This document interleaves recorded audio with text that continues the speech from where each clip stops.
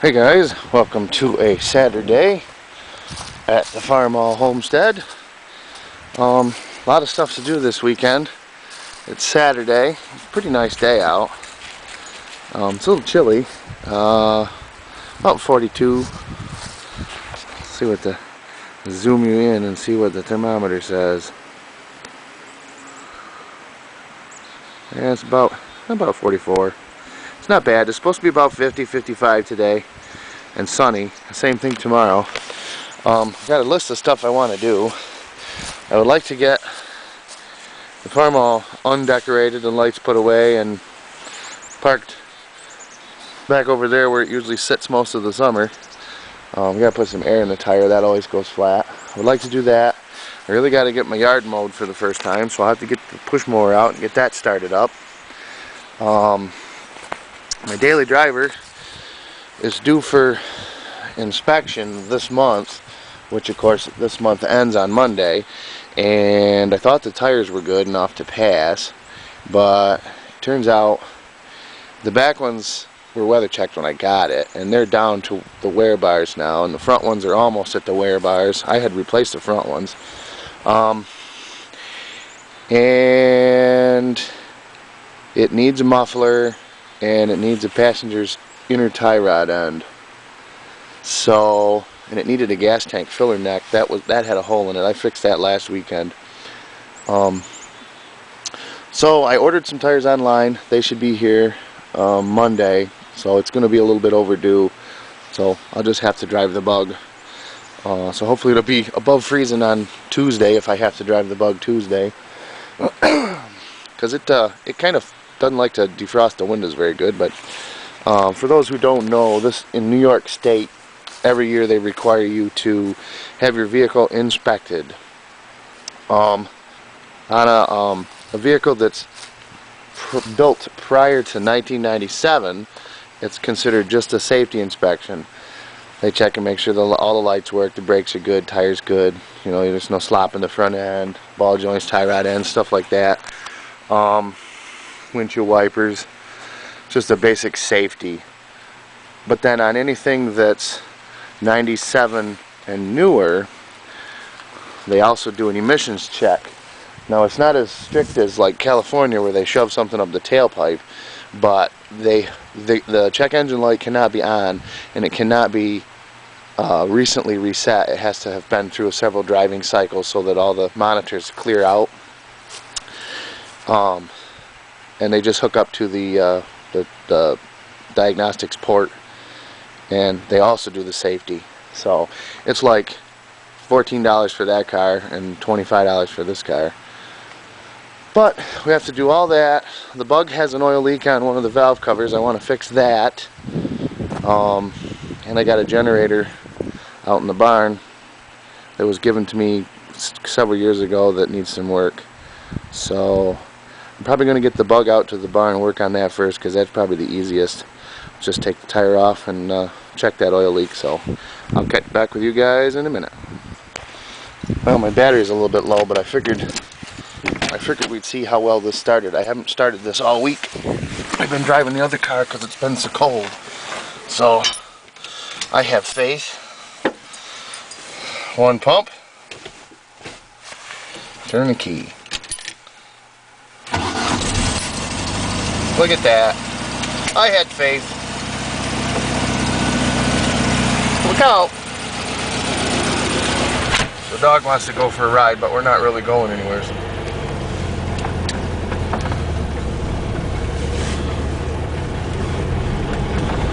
Just out here to the barn.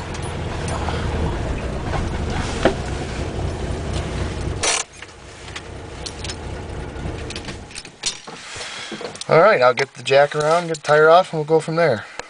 Okay, so we're out here at the barn. And this is the generator I was telling you about. It's an old Hale generator. And the generator part works fine. The motor has issues. When I got it, it had very low compression and smoked like a freight train, and didn't like to start because of low compression.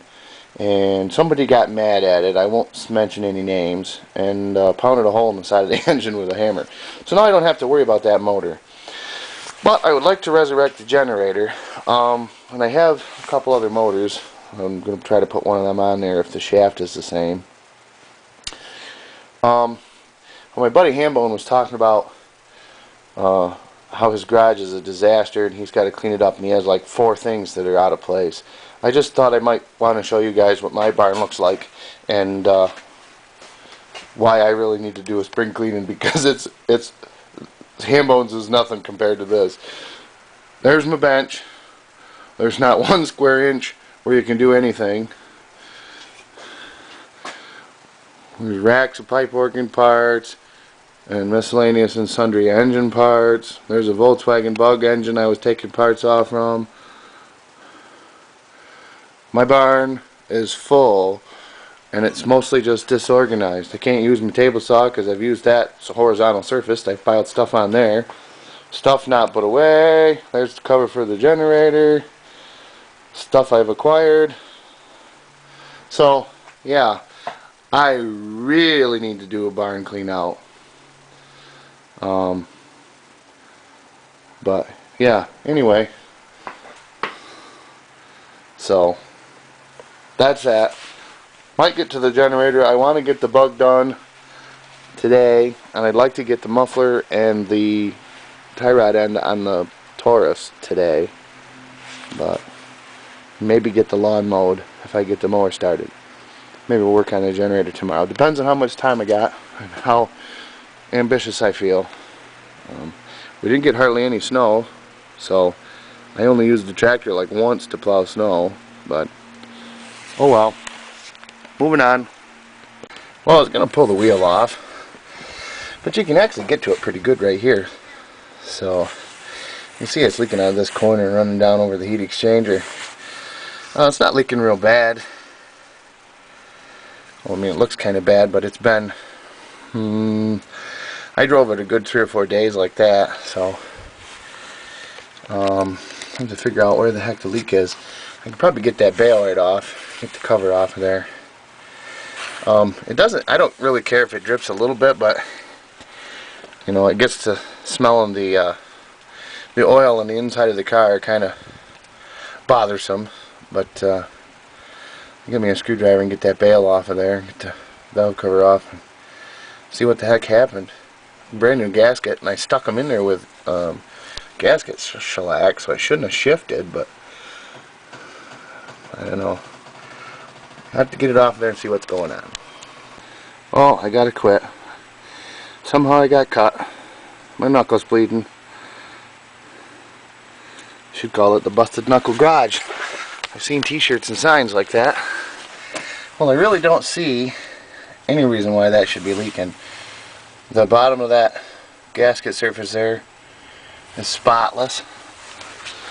And the valve cover, the gasket has not slid, and it is glued down, but this was all wet, you know, so I'm going to clean this off so that there's no oil on it.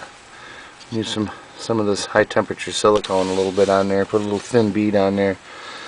It might just be warped or something a little bit. I don't know. The other side doesn't seem to be leaking, I don't think. I'll check that, but I don't know. Don't know what happened. Didn't shift or slide or anything. I don't know why it's leaking. But hopefully this will fix it. Alright, I got the silicone on there. One thing I did too is this gasket was a little higher than the edge of this part of the paint of the valve cover. So I cut 2 little notches in there to make sure that the oil can drain back into the head. I don't know if it was just pooling there and that's what was causing the leak, but so that's where we're at. I'm going to wipe off the head there and make sure there's no oil on it. Slap her back together. Then I'll check the other side just to make sure that that's not leaking, but I didn't see any leak over there. Alrighty, she's all buttoned back up. I got the heat exchanger all cleaned off. It's a little rusty up here, but ain't rusted through. Got valve cover all on, wiped all up in there. Got my breather hose back on, so hopefully it'll stop leaking.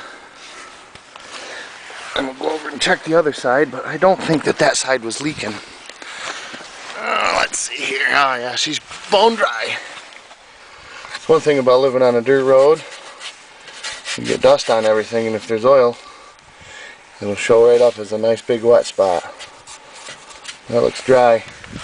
So that side's good. I might try to wire tie that up. It's getting a little kink in it up there. I don't much like that, but probably wire tie that up would help that a little bit. Maybe I'll do that. Put a tie wrap on that right there. Keep that from kinking so bad. Alrighty, that job's done. Yeah, I'm thinking before I work on the generator, I'm going to do a little cleaning up. I got a lot of stuff that's out that should just be put away, and that's just being lazy. And that's not good. So, probably after I get done with the car, I will crank up the tunes and get some organization going on here. At least give me some room to work again. You know, the stuff back there that's piled up on shelves and stuff, I don't mind. It's out of the way. But this section here, this is where I do all my work, and it really needs to be cleaned up. And that's just laziness on my part. Got Taurus up here. I'll put the muffler on it. I didn't drive the Bug. I mean, I didn't start it because I want to give that silicone RTV a little chance to set up and give it the best chance it's got for sealing. So we just coasted her down there, and that's where it stopped. So it was out of the way enough to get the other car up here. I don't have it jacked up yet, but the muffler's right here on the driver's side. And I don't know how well it's going to work here. It's quite long. Whoop. And it's getting some rust holes in the bottom, but it's rusted out inside, I think, and there is some rust showing on top, and it's pretty loud and rattly. And so I'm going to replace it. It probably would pass, but they want $149 for that muffler, an OEM equivalent muffler at Advanced Auto, which is freaking ridiculous. So I got Diomax Performance Exhaust. That was 39 bucks. It's the same size, it's a little shorter. I hope it sounds good. You know, I don't want it to be a loud blatting thing, but 2 clamps here, and I got a section here to make some kind of a turn down, because it is a little shorter than the other muffler.